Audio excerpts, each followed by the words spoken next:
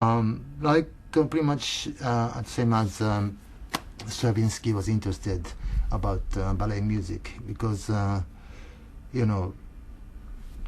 music, cinema, ballet are different genres, and each art form has its own language, and also each one has its own pace of time or structures, forms, very different. So there's no necessity to combine images and music into one place. I mean, you don't have to. Each of them stands by itself. So, but it's a human's desire to good thing, one good thing, another good thing, put them together, maybe better than additions. So the way Stravinsky composed for ballet theaters, ballet music, was very interesting. That if Stravinsky composed that kind of music, not for ballet,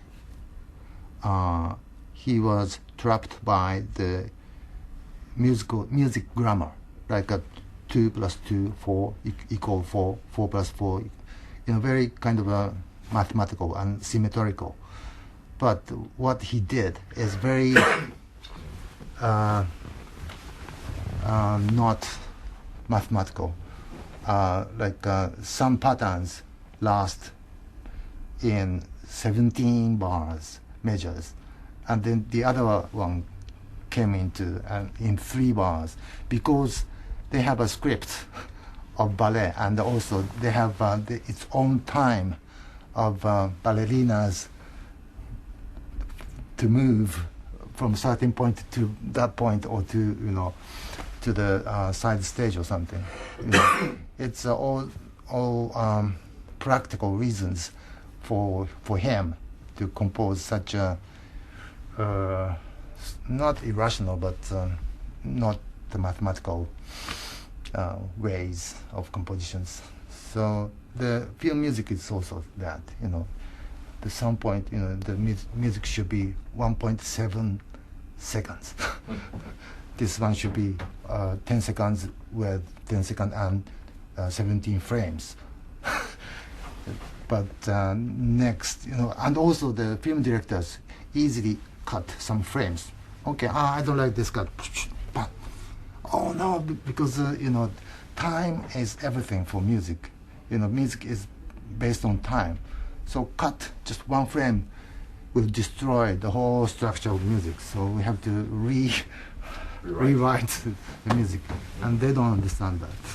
But the whole procedure is very interesting.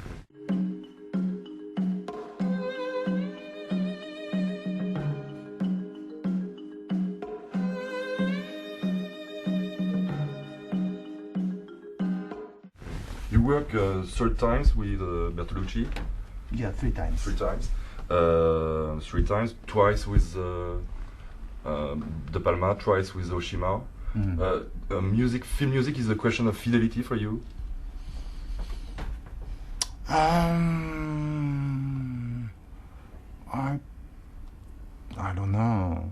Well, it depends on the directors, I don't know. But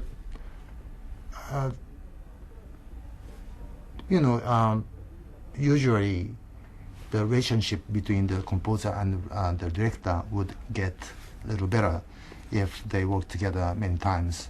The best example is working with Bertolucci. I worked with him on The Last Emperor first time, and he used maybe 50% of the music I wrote the first time. Then second time was for The Sheltering Sky, Tea in Sahara. Probably he used 70%. It increased. Then the third time, finally, Little Buddha, Piccolo Buddha, he used 100%, or maybe more, 120% of the music I wrote, because he repeated the same music in here and there.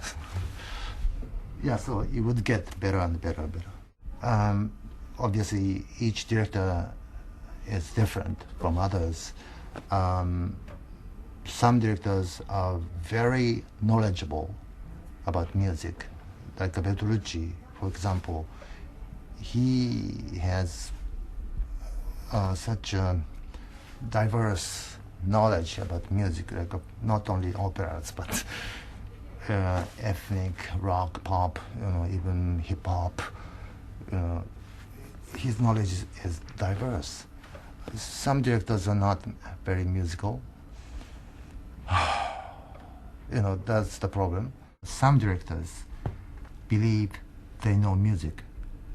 I'm sure they love music. That's okay. Everybody loves music. That's okay. But the problem is, they believe they know music. So they believe they are talking about music, but often no. So I have to translate what they are saying to the musical language. That's big part of what I'm doing is translation or just guessing. Maybe he's talking about that or that, maybe. So that's my guess. Then I would present something I got here. Here's what you were talking about yesterday. Yes or no? Maybe not. Okay. Some directors gave the composers some references, obvious references. Like the famous story is that Johann Strauss in 2001, Space Odyssey, on the scene of a space station. That was the reference music, Johann Strauss. Then the director asked 4 different composers to write music on that scene, the space station scene. And the director didn't like anything. Bullshit. So he used the reference. And that, I think that happens many times. Well, since I was 15 or 16, I have been a big fan of Godard's. A big fan. But I haven't met him yet. I'm shy. But if he would ask me to do something, I would do anything I can do, of course. Call me.